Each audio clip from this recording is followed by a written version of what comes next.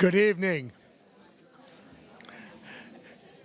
Good evening, and welcome to the 17th Annual Patsy R. and Raymond D. Nasher Lecture Series in Contemporary Sculpture and Criticism. I'm Jeremy Strick, Director of the Nasher Sculpture Center. I'm thrilled to see such a tremendous crowd gathered here tonight for this lecture by artist Sarah Z. This series, presented in partnership with the University of North Texas, was endowed to honor the Nashers by their daughter, Nancy A. Nasher, their son-in-law, David J. Hemesegger, and their grandchildren, Sarah, Isabel, and David Hemesegger. As ever, we want to express our gratitude to Nancy, David, and their children for making this series possible.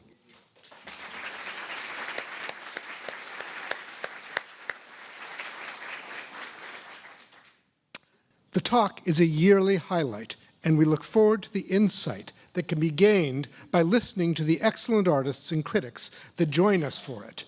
This year is certainly no exception. We have eagerly awaited the chance to hear Sarah Z., a remarkably imaginative and singular talent. Before our esteemed speaker takes the stage, I want to first introduce the Dean of the College of Visual Arts and Design at the University of North Texas, our institutional partner in this venture, Mr. Greg Watts.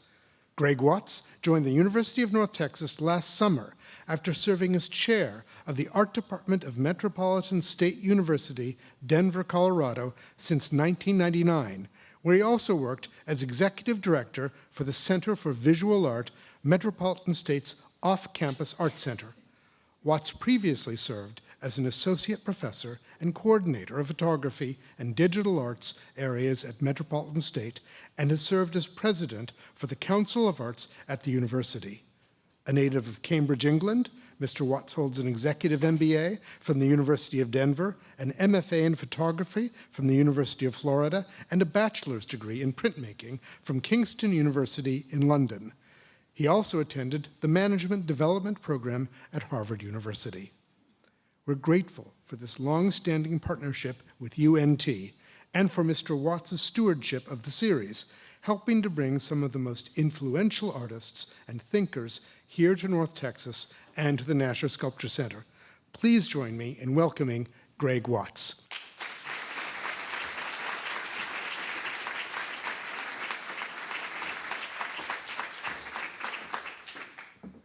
Well, good evening, everybody. Before I start, I feel I owe Jeremy an apology. Nobody gave me his resume. I had no idea that that was going to happen, but thank you. Jeremy, again, thank you for the kind introduction, and I would like to echo everything that you said. Nancy, David, thank you to you and your family for doing this. It really is quite an incredible experience. Thank you. So, I would like just to take a few moments and share with you some facts about University of North Texas, and in particular, the College of Visual Art and Design. That said, given the climate that we're all in at the moment and soft facts, I would like to assure you that you can check anything I'm about to say, and Politico will show you that I have a 100% truth rating on this. Having said that, I now risk a lot, so let me continue. Considered one of the best and most comprehensive visual arts schools in the nation, we have the original and longest-running doctoral program in art education in Texas. Our general fine arts program ranks first in Texas, first in the South, and 7th in the nation. Our fashion design program ranks 18th in the nation and 43rd in the world.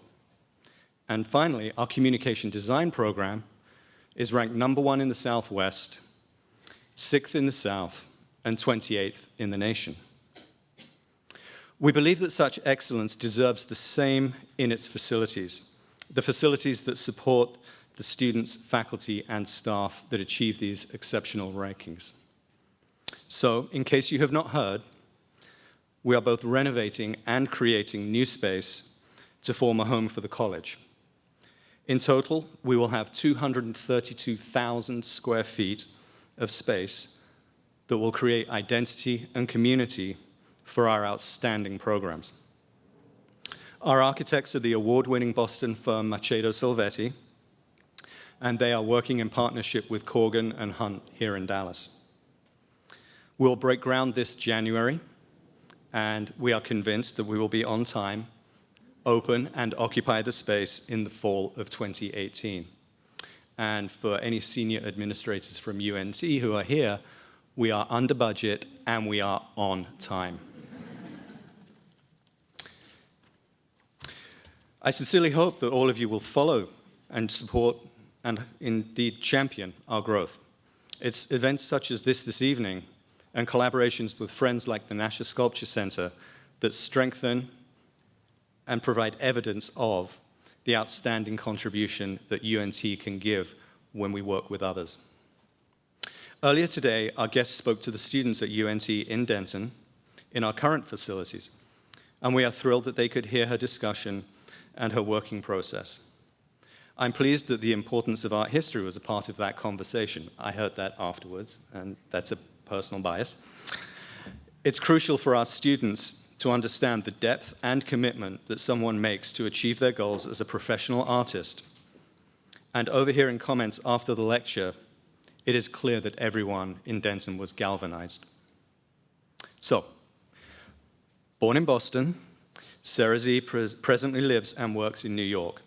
She received her BA from Yale University in Connecticut in 1991 and an MFA from New York School of Visual Arts in 1997. She was a 2003 MacArthur Fellow.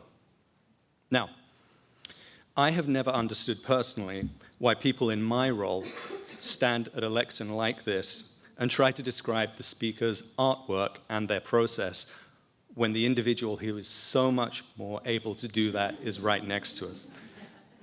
So without further ado, two things. One, I would like you all to check your devices and make sure that they are silent. Good teacher, example, visual.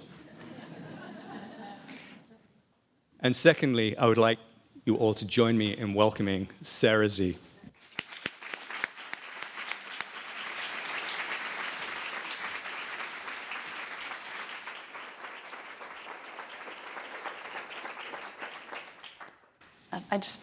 Let me see, I'm putting this down, I'm not using this. I want to thank Nancy and David just because these kind of lectures are really important to me and my growth as an artist. And I think the support for open forums like this, where there's a critical dialogue and you really hear about an artist's process from them directly, is invaluable. So thank you.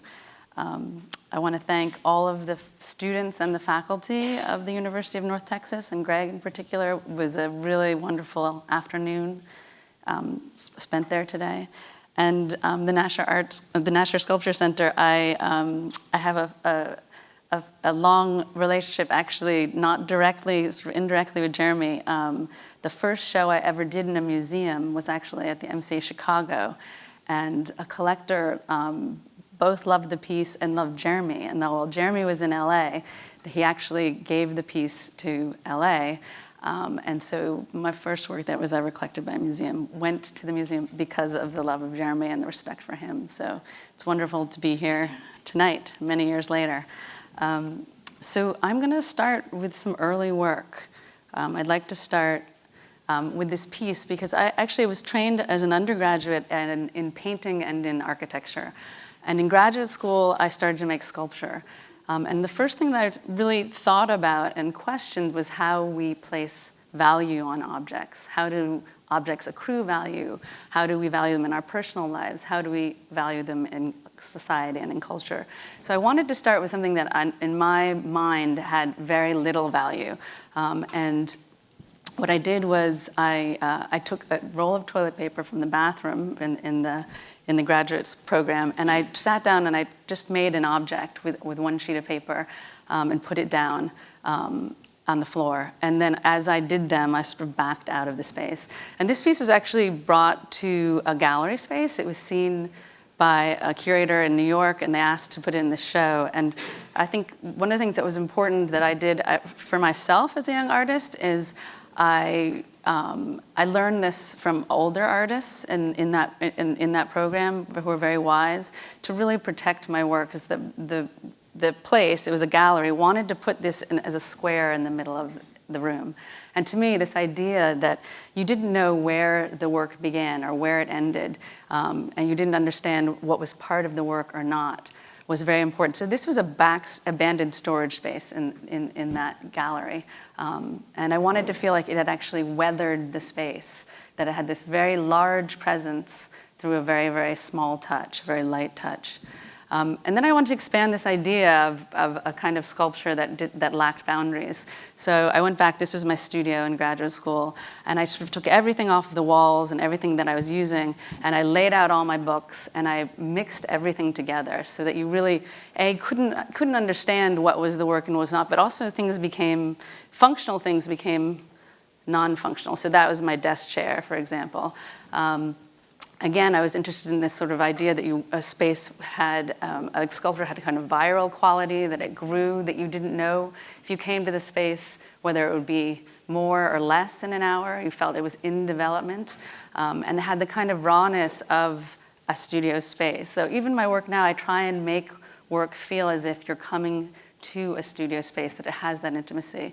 And one last comment about materials. At the time, I had sort of made this rule for myself that the materials would be chosen in a way where I thought that in my own definition, the materials had very little value. And my definition of that meant they were mass-produced, they were easy to replace, and that they didn't have, and they weren't defined by their aesthetic questions. They were defined by total practical needs. So a toothpick is a length and a dimension purely for its practical needs, not for, it's not colored in any way for any particular reason. So that when they were put in a space like a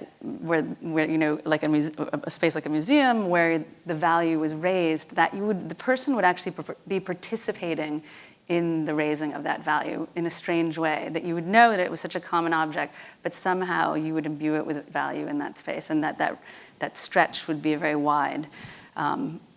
So I put this piece up because I wanted to talk a little bit about also scale and how I think about moving into spaces and creating a narrative over time.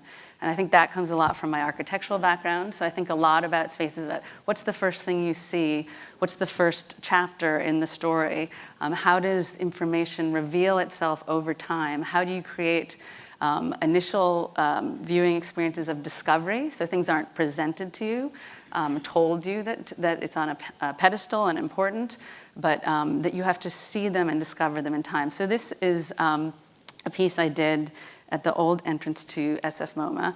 And it's a very, very rigorously symmetrical space. And I wanted to do a piece that felt as if it had sort of fallen haphazardly and broken that symmetry. And that when you first came in, you didn't actually know exactly what it was. But as you went up the stairs, that it actually revealed itself in this kind of sculpture in the round way, that as you went down the stairs, it actually spun in a kind of Baroque way, revealed itself in time and space. I showed, and I changed the slide lecture a little bit for those of you who came to both, but I did show a picture of Bernini's Apollo and Daphne, because I love that kind of very Baroque quality of sculpture that you really can't, for me, coming as a painter, you really can't play with that in the same way with painting, of how something can be entirely different as a sculpture as you move around it. And that transformation of information as you move around an object. So this is actually the back part of it. It's a car that was cut. I wanted to take an object that was very familiar to us in terms of scale, and it was a car that was cut into 5 pieces, just like a loaf of bread. It's actually quite scary. If you take a Sawzall, you can cut a car up, and it sort of collapses very quickly if you take the chassis out. So the car was cut up to make these these kind of interior spaces. So this was on one of the landings at SF MoMA, and a student had asked about what kind of protection or proximity you could get to a piece this afternoon. And this is a great example of how people actually tend to be extremely careful around my work because they actually understand how it's made and understand how it could fall apart. So this was made as a temporary commission, so it was there for 3 months. And then they decided to keep the work, and so it was up for 2 years. And this was an unprotected stairwell, and you could go right up and feel as if you're sort of inside the piece, and was never damaged. I put this work up because I wanted to talk about putting work in places where they're not expected, where they're not forefronted. This is at the Asia Society in New York, and they had a reopening of the museum. They said, choose anywhere you want. And I decided to do this piece that's back at the freight elevator, and you don't expect to see when you're going to the bathroom. So you don't expect to see it there at all. And the Asia Society is also one of these museums where you have it juxtaposed with this incredible, ancient art from Asia. And right across the room, there was a Rockefeller show collection. But I want it to be a complete surprise in that context. And what I did was I actually used the paint from the wall. So peeled back the paint. So the sculpture is actually made from the white paint of the wall. And I wanted to feel like it was a site where something had happened. So perhaps, that the wall had water damage and had this kind of natural evolution of becoming the sculpture. And almost that there were these different layers of time that are revealed to you if you spend time with it. So you sort of have the wall deteriorating, but then you have this sort of lamp that's actually sort of looks like the hand of someone examining that problem. And then you have actually a whole sort of setup to protect the site, but you don't know what the site is. And as you get in and closer, all of that information collapses into a kind of world, hopefully, of the imagination. This is a work that I did, and for me, it was a really different kind of work because it came from a comment that a critic had made. It was a nice observation because my work it plays with the idea of modeling. And I usually try and use a scale that is not one-to-one, but is slightly smaller, but is not actually a model that's tiny. So what the critic said was your work deals with models in the way that scientists do, not architects. So for an architect, a model is a stand-in for something that's going to be built. Whereas for a scientist, it's actually a modeling of a kind of behavior. And this idea that when you come to my work, you're actually witnessing behavior, that there seems like it's kind of like that idea I said about looking over the shoulder of the artist, that they've just left, and that you're actually witnessing a kind of behavior that both is theirs, but also that you recognize as being familiar. So I decided to actually do something that I hadn't been doing and actually play with the idea of a model. So I started playing with these ideas of orreries, of planetariums, of pendulums, sort of classic ways of using sculpture as a tool to attempt to measure time and space. And so this is the planetarium I did. It was the first planetarium I did. Oh, yeah.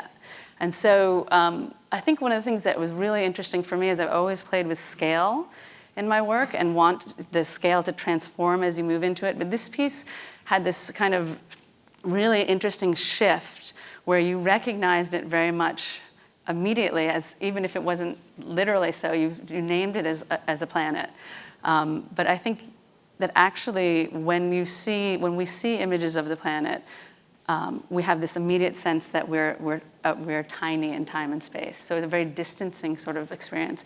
But with this piece, when you recognize it as that, and when you walked up to it, it encompassed you and it nested you. And so you had this very surprising switch of being the center of the work. So you saw it as it came in, and as you climb up to it, and then when you were there, when you reached the piece, you were entirely encompassed inside this world. So it was a very strange moment in the approach of the piece. It's also an important piece for the last piece I'm going to show you is something I just finished. And I also started playing this idea of the works being at like projectors. So in this work, as you saw in the film, there's actually there's a overhead projector with small holes, pinholes on a black piece of paper, and then a piece of toilet paper being blown by the wind. So, but it creates this whole kind of very low budget, high aspiration feeling of a kind of cosmos. So this is the front of the American Pavilion. And again, the American Pavilion is incredibly symmetrical and is very much about trying to sort of recreate this sense of centrality, of hierarchy of space. It's very close to Palladio's Villa Rotunda is just about half an hour away. And it's a kind of architecture that both the British and the Americans sort of borrowed from Palladio to create sort of a kind of feeling of gravitas. And I wanted to play with this idea of gravity and gravitas because, of course, all the buildings in America, including this one, you can pull off the columns and it's just ornament. So this idea of what's ornament and what's structure, which is a very fundamental sort of thing, you often study that in architecture, less so than in sculpture, actually. But, this idea that now, if you build a brick building, it's brick face, that bearing structures are not built anymore. They're steel structures, they're skeletons with skin. So all of this is just decorative ornature. But the other thing that was interesting about this is that this whole building was heavily landscaped to be symmetrical, but the trees have died, so there's only trees on one side. So I wanted, again, to confuse what was the sculpture and what was there. And so this is all me, all of this growth up here. I came in and added moss up to the building on that side. And I wanted you to, at first, not understand this sculpture, but understand it anew once you had gone through the work. So I'll show you that at the end. So this is the plan for the building. So and this is sort of how I imagined it, that this would sort of spill out and the whole hierarchy of the building would be thrown off, that you enter through an emergency exit, and that you have this kind of revealing of rooms one after the other in a chain, rather than going to the center where there's literally a compass that says you're the center. And we had to change all of the fire doors to be able to do this, but we figured out how to be able to get the building to circulate that way. So that was the outside of the building. This was the first room. And two of the works, what I did was actually just traced the real compass rose from the main room, and I brought it back to New York. And I used a 1-to-1 scale. It's the only ornature in the building at all. Everything is weight, but I used a 1-to-1 scale to build two of the pieces. So that in the space, instead of having one compass, now you had three. And the title for the show is Triple Point, which refers to the triple point of water, which is the state where water is solid, liquid, and gas. So ice melting and vapor coming from it at the same time. This idea of a kind of unbalanced state where you're constantly teetering, you're constantly in between, that you can't settle. And the way I dealt with this space was very much about that. To me, the transitions between this space were as important as the rooms. So the rooms were all lit, the rooms were lit totally differently. The way you moved around sculpture in each room was different. So in this room, you circled the piece, and then you kind of came into it in these smaller eddies. So these are some of the details of that, of the planetarium room. And then you can see that I also wanted you to have to orient and disorient yourself in the space. So it was always, the doors were always framed differently. So with this piece, you knew to exit, you had to go around this piece to see the door framed. And when you get through, it's a very different experience because you walk between the work, and the work is on either side of you. And it's hard. This is a very hard work to photograph, but there's one little sort of measuring tool, which is a string with a rock on it, that creates this angle, and both sides of the sculpture tilt down and sink to the ground at that exact angle. So it almost felt as if the gravity of the entire floor was off, which is something that I think in Venice you always have this feeling when you get off, because you're half on boat and half on water. So to sort of play with the idea of where you're trying to find your center of balance in the space. And again, this sort of idea that there are workspaces, that we spend a lot of time sort of at our waist length, whether it's washing dishes, at a computer, that the desk is sort of this reoccurring theme as a sort of a laboratory or a site where we actually do a lot of our creative work. So this is the compass rose. and that the real compass rose. And usually you came into this round room. And all of these buildings were built like the World Fairs. They were built as non-permanent structures. So none of the pavilions had bathrooms, air conditioning, or anything, because they didn't know whether they would actually last. So the American Pavilion has this tiny little storage spaces. One is a bath. There are 4 of them. One is a bathroom, one is a storage space, and one is, the other 2 are mechanicals. But this one storage room has been there for, probably since the 1920s, and it had a Louise Nevelson catalog. This earlier, it had Bruce Naumann's hat in it. It was sort of this incredible little space. And it was really important to me in this place that was so much about, you come to the Biennale, the American Pavilion is a magnet that you go to find a space that was sort of, to colonize that was an off-site, that was a site that wasn't revealed to the public before. These were the shelves, and I did this thing, which was obviously, as you saw the earlier work, it was a reference to that work of mixing in sort of my objects with found objects there. So there was incredible catalogs from over the years there. Let's see if there's any. I know, like Ann Hamilton's was there. I know she was one of the speakers. Bob Gober's was in here. This is a Smithson old book. So it was really like a real archive that was sort of just left. It was a mess when I got there. We definitely redid it, but they were piled up. So this is the 4th room. And you see that's the exact compass rose. And it's also interesting to see that you can use this to measure a room. So that's exactly the same room moved into this room. So you get a sense of scale and how it changes.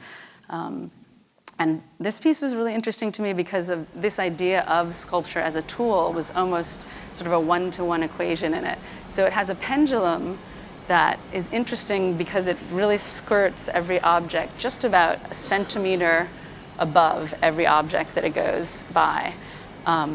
But it also is built, the piece is built from the pendulum. So the tool itself builds the piece. So you put the pendulum in first and you use it, and the angle is created, you use it to create the piece itself. So it's kind of a tool for, the sculpture itself becomes a tool to build itself, if you will. And so the first version of this was in my studio, but it's interesting to think about how works become site-specific. And I think you can do it with a very light touch. So this line here is where the pendulum, when it's on its fullest arc, actually hits the wall. And so it actually marks, sort of, it makes one mark with the wall. And so this is the last room. And when you sort of go around, I also have subtle things like this. Like this is where you want to stand when you come to the piece. But when you enter the room, you come here, and then you understand that there's a reveal. But that slight angle is really important. I don't think I've ever told anyone this, but I had made this piece in New York, brought it to Venice, and had it. It's actually easy to move these pieces now that we have digital photography, because it's just photographs and just laying these things out. So totally lay it out, and then felt like it needed about 1 more foot to the left. So we did it again. And it only took like a day to do, because once you have the decisions made, it's really quite straightforward. So this is what happens when you go into the final room. And this is a really interesting room because the building is landmarked, and you can't do anything to that building now. But it got landmarked in the 70s, right after this group of 70s artists who were doing a printmaking show in this room, Rauschenberg was one of them, cut out a side of the wall. They just went and cut it out and put this kind of really different kind of architecture, right? A kind of much more about the horizon. It was sort of Frank Lloyd Wright, or Glass House, Philip Johnson kind of idea, which is completely antithetical to this architecture. And it had been covered up very funnily, and if you look closely at past Pavilion pictures, with a masonite with a faux brick on it to make it look like the building. But so I took that down and revealed this window beneath, and really liked that it was there. And then I did this thing where I felt like the ceiling had to be wrought on, so just did a very thin grid line along the ceiling of blue string, which actually also acted like a tool for how these are laid out, because actually how this is then moved is actually just on a grid where you can find a point from B7, this is what's in that square. So this was also a tool for how things would be laid out. But to me, this piece was also all about painting and about painting en plein air, this idea of sort of trying to depict the outside. This frame for me was very much about creating an outdoor an outdoor scene that was actually almost composed to me like a painting. And then I also took this image out, but I have more art historical reference images later. But it's hard to put up a Vermeer next to your work and a Bernini. But I had a Vermeer after this because I always loved, what's not to love about Vermeer? But two things that I was thinking about were how he plays with planes. So there'll be the plane of the table with the plane of the wall with the plane of the open window flipping, which I think Mondrian took a lot from him. But also this idea of scale, where you'll have a broken piece of bread, and then on the wall you'll have a map of the world, and then out the window you'll have, at the stained glass window, you'll see the sky. And all of these sort of objects that represent sort of the Netherlands expanding into the world. So everything comes from it. You'll see something from India. You'll see something from Constantinople to sort of symbolize that the scale of like a pebble to a mountain. And that really quick shift is something that I'm interested in. So another important idea to me here was this idea of a spill, of even spilling out the side of the Giardini, feeling like the work actually came out of the pavilion and into Venice. So actually, in this space, this is actually, we were making, I photographed rocks. This is actually a printout of one of the photographs of rocks. So I photographed rocks, then built armatures, and then wrapped these with the photographs. So all of these objects were really photographs of weight, or the surface of weight. And when you saw them from far away, you actually gave them a kind of gravity. And then when you got close, they had this strange quality of lightness and almost like a photograph. But all of the information about them being made was actually in the space. And this room actually came up entirely with on location. Actually, I'd originally imagined it much more like a Rowan G, very simple rock garden, a classic rock garden. But it was the place where, because there was no outdoor space and it actually rained more than, I think it was 70% more than ever in Venice that install period, that became the interior studio. So a lot of this was actually just left, tables that we used. So it really was like the studio site. But so what I did was I made a whole bunch of these rocks, and I put them out throughout Venice so that you would find them either before or after, and you'd you'd have this memory of the location, or when you got to the pavilion, you'd understand what they were. So there's one right up there. And we went, I lived there for 3 months, and so I knew that I loved this neighborhood. There was we went to our butcher, we went to our grocer, and so I knew all these people, and every single person we asked if they wanted a rock was like, sure. No, it was no insurance. It was no what's going to happen in the end? Do we keep it? Anything?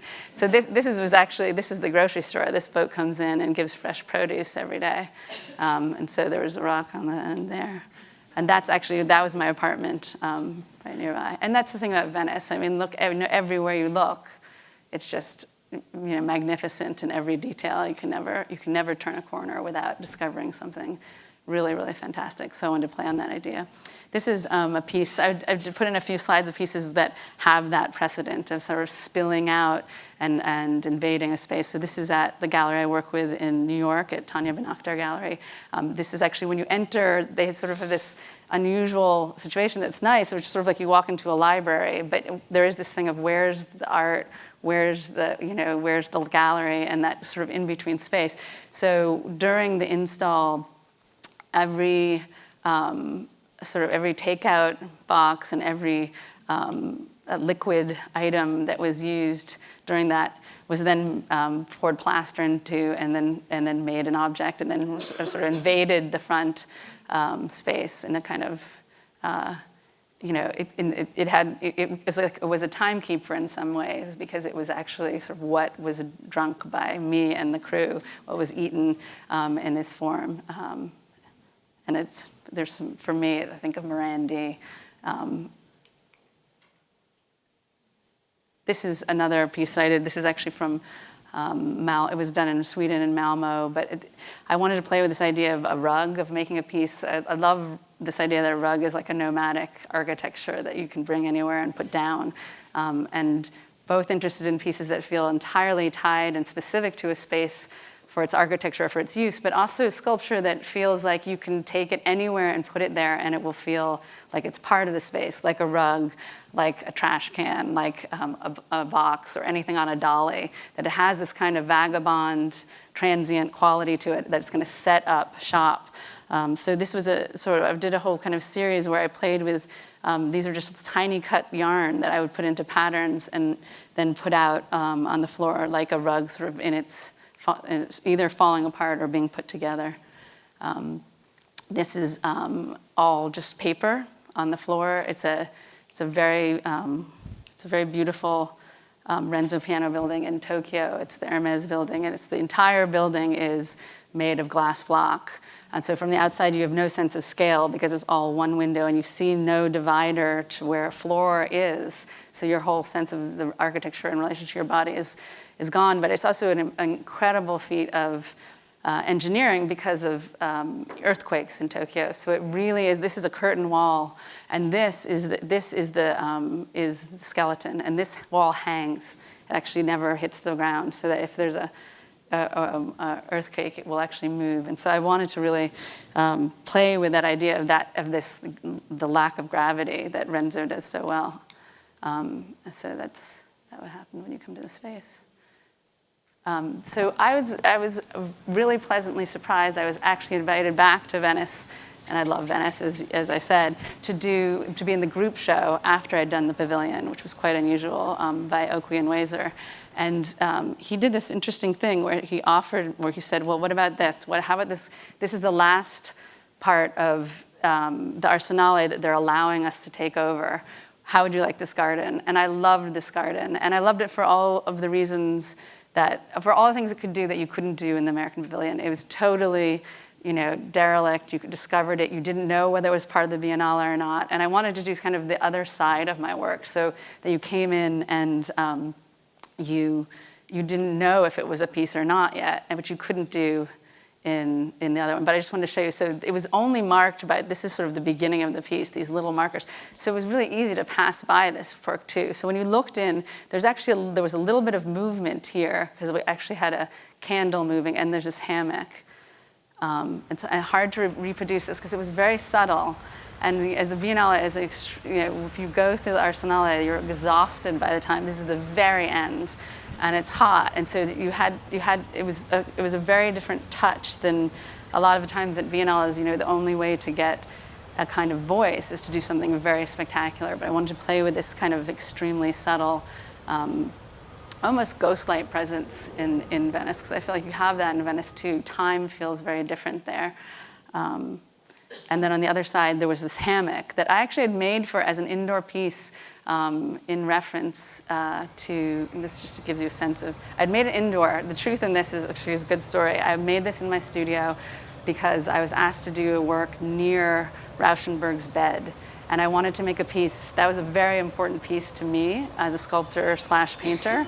I have an image of it here. And this hammock was a kind of, in my mind, a kind of conversation with that. This is all paint. So I'll show you some more pictures. So there's Rauschenberg's bed. But I remember seeing this when I don't know exactly when I was, but I think I was in middle school. And I love that it's figurative, that it has gravity. Actually, I was a painter when I saw it, but it has the gravity of the bed is turned on its side. I love the drawing up here and the sag of the weight. And there's a great story about his development as a sculptor, and that when he was at Black Mountain College, Albers really disliked him, but Annie Albers really liked him, and he studied with Annie, and that's where he first did his material works. That's where he started using fabrics. And Annie famously wasn't allowed to do painting or architecture at the Bauhaus, because even though it was so enlightened, if you were a woman, you weren't allowed to do that. So she was in the crafts section of the Bauhaus. And so I love this sort of high-low relationship of a sort of a craft quilt with, Albers as a high-level sort of abstractionist use of this exact same form. So I think it's a great piece. So this is the piece I did in Reaction, which was was about trying to make it, again, this idea of a portable, you bring it anywhere and you have a place, that it alludes to a hammock, but obviously you can't sit on it. All of these pieces, these are little chips of acrylic paint. And so I had this in my studio, and Oakley visited and he said, well, will you come? I think my phone alarm is going off. Yes, sorry. And he said, we come to a site visit and see this garden. And I usually, when I go to a site, I bring an object some kind of object that I work with a lot, and I put it in the site, and I photograph the site with it in it. So I have a sense of scale and how, does a blue string, can it hold up with grass around it? How does light work on it? So this was in my studio. So I rolled it up, and I put it in a ski bag, and I checked it on, and I brought it to the garden like this, and I put it out, and I thought, it was perfect there. And so I really built the piece around it, but actually it was not made to be outside. I made an extra one to make sure that we didn't know how it would wear, never had to replace them. So acrylic paint outdoors. So there were 2 hammocks in the space, and I wanted this location to be constantly discovery as you went through it. So this is the back wall of the Arsenale, and this wall is 4 feet thick. It's 4 feet thick. And if you look down here, there's actually cracks where you can see through. So the wall itself is deteriorating, but it's like a long tunnel through to the water because the water's on the other side. So what I did was I took pictures of the water on the other side and just put them in the crack and up to the top.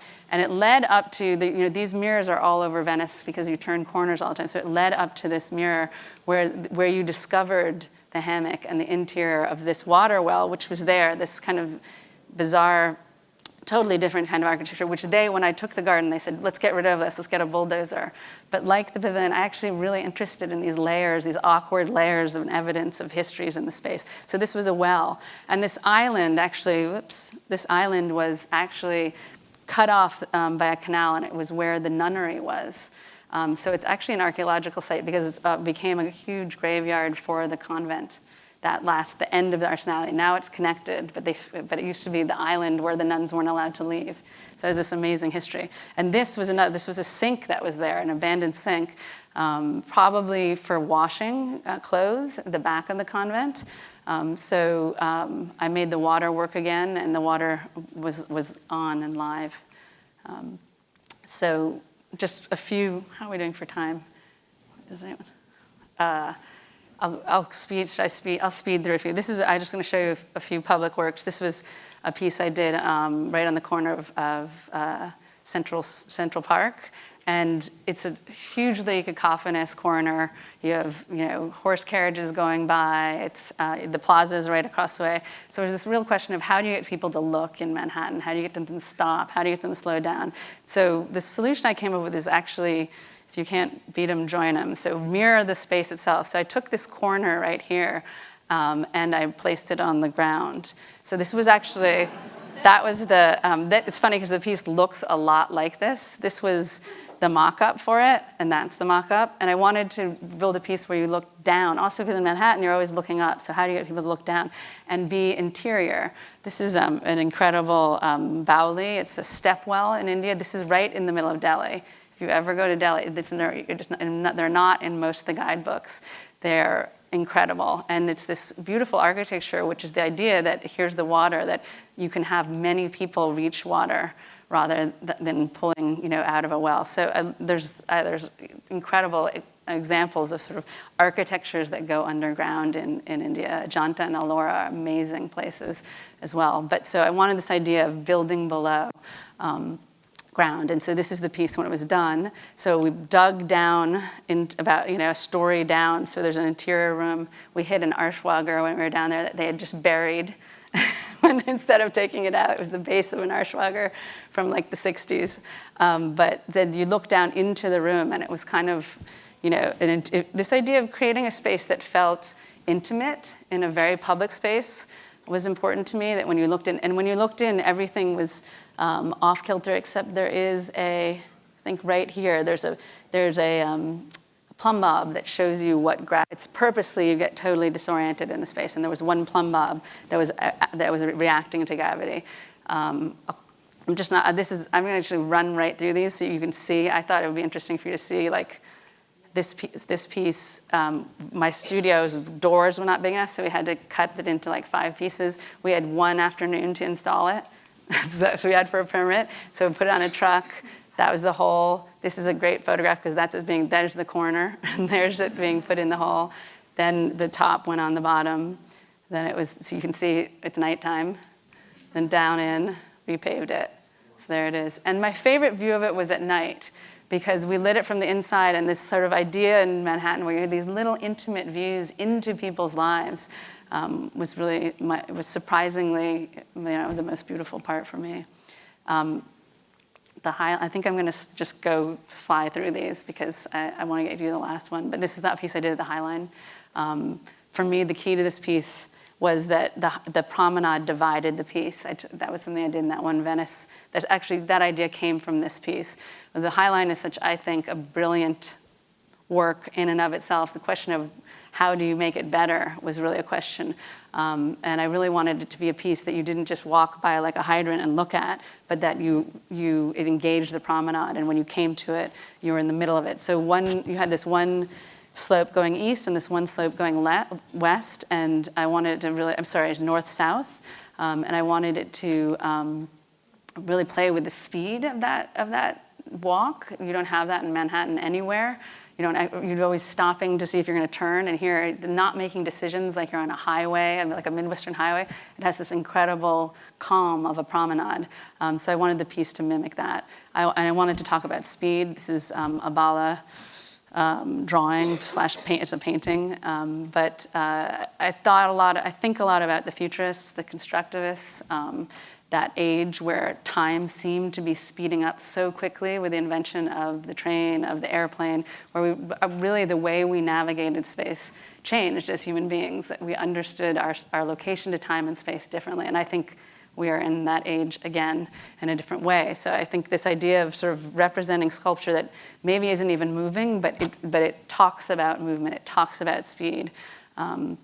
It talks about perspective. I actually talked about the wall text on this, was focused on this, but I talked about this work in relation to Leonardo da Vinci's Last Supper, not to reach too high, but in that, I love that if you ever get to go see that, go see it. First of all, it's crazy because there's a door cut out of the bottom of it because they decided that the door was too small and they would make it, so right in the middle, there's a door cut out of the bottom because it's painted right into the building. But it's so beautiful, the geometry of it. Everything, all of the folds on the front of the tablecloth make a perfect grid.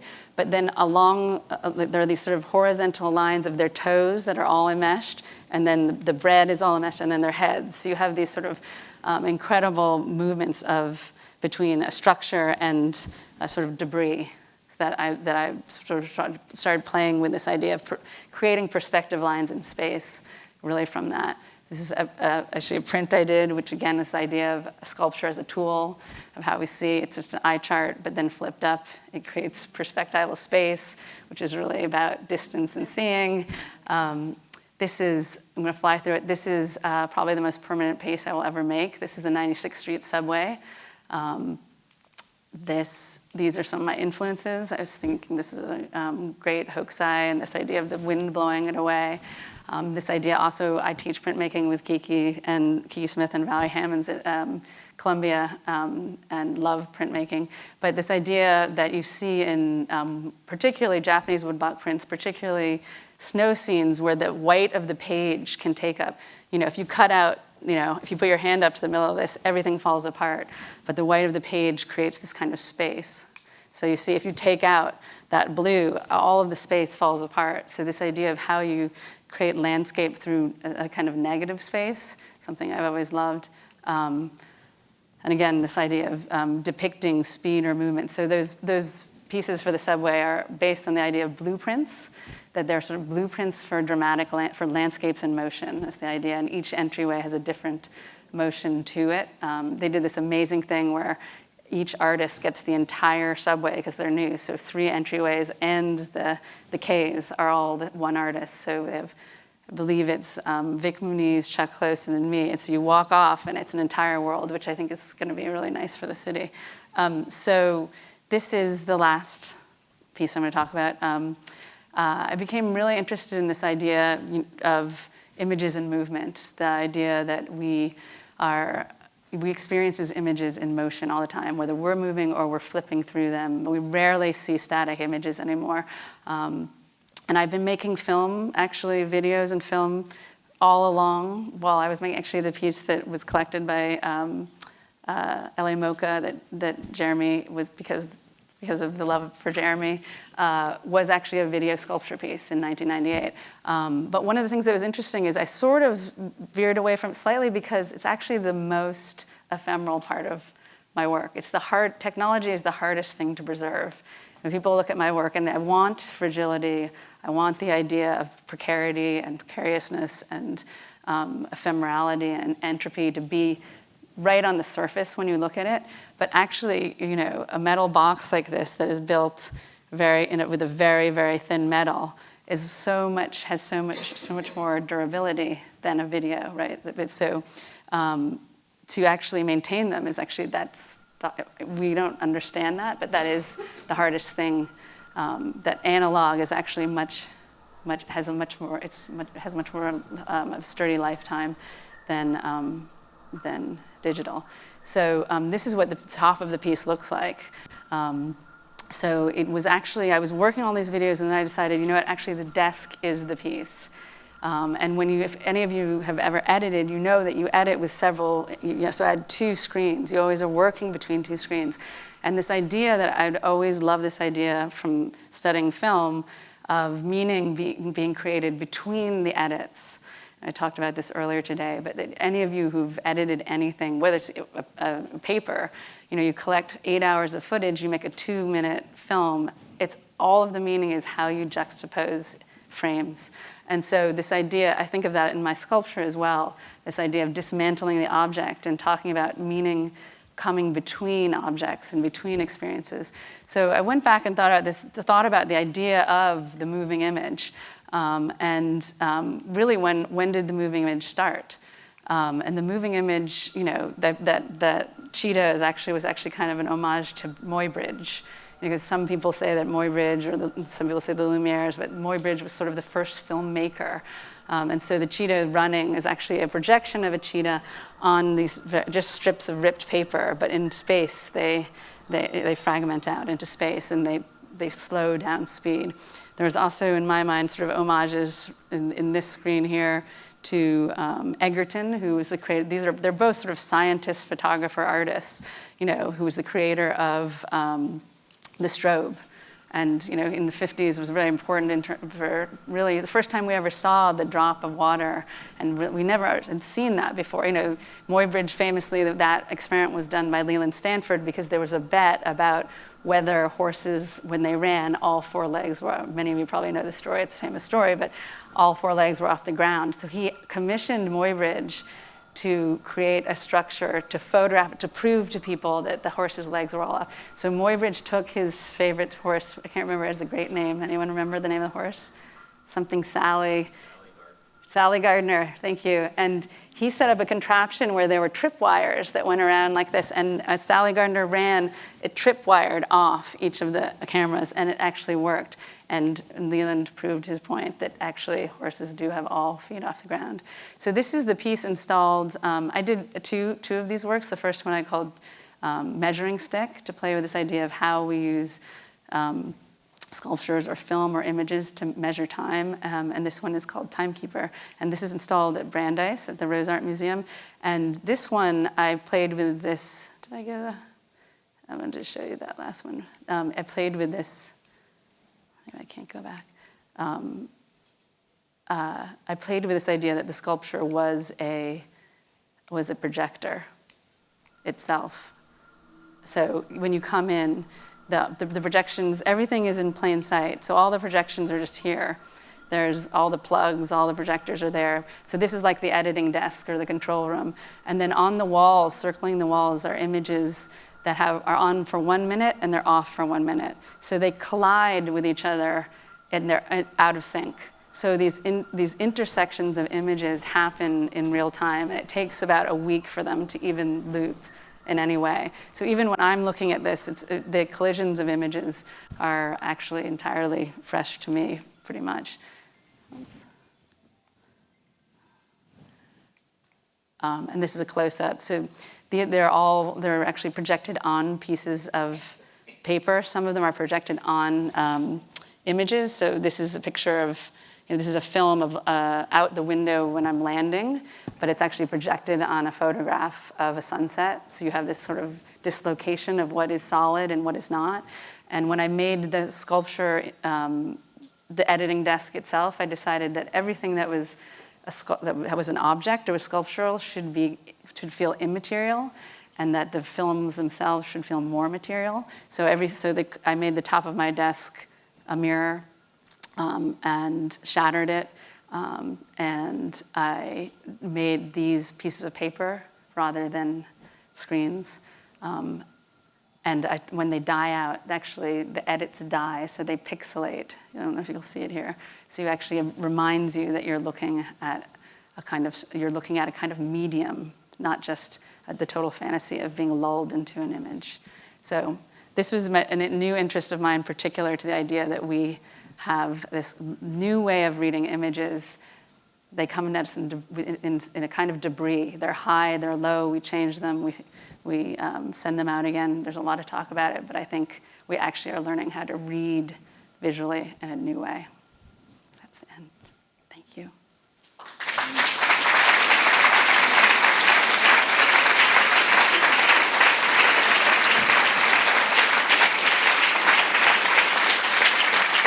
Time? I think I ran. Do we have time for questions, or should we? Yeah, like maybe 3 questions? It is 8, so okay, just a few maybe. Sorry, I went over a little. Does anyone want to ask a question? Yes. I know that in some of the other interviews I've seen of yours that you talk a lot about creating intimacy with the viewer in intimate spaces, and I wanted to know why that was something that you thought was important. I think 2 things. I think it goes to the beginning where I was trying to figure out how we create value.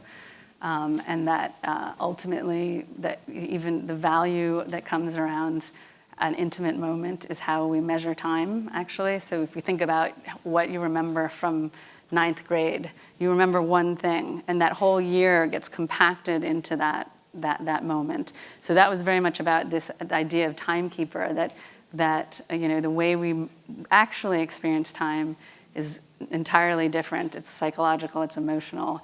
And we value things through that more than standardized time itself. And I think the second thing I would say is I think that with so much experience being dislocated from time and space, that experiences of touch, of smell, of taste, of surprise in the moment become even more valuable, and intimacy, because we can have an entire conversation on the web, but it's very hard to be intimate in a way that we understand spontaneity in real time and space. Yes? Can you speak about maybe the role of preparation and chance in your work, particularly in site-specific works, and how you create a space in your studio for chance in the sites in which the artworks are presented? So, the most practical way, it'll depend on a site, how much time there is there, for SF MoMA, we could only close that space for a week. So I went there, figured out where the pieces were going to be built. And I usually do sort of anywhere from 30 to 70, sometimes even, some of the Venice pieces, 90% of the work outside. And then when I go to the location, I put things in that make it seem live.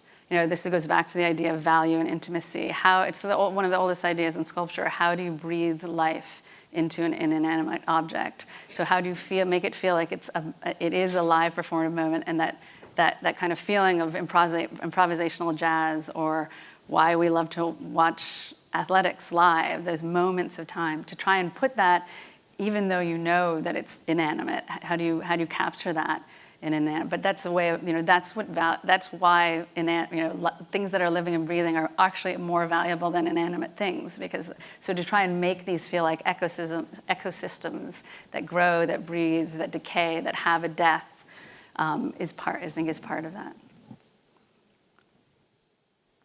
Great, I think does that do it? Should we call it a night? Thank you very much for coming.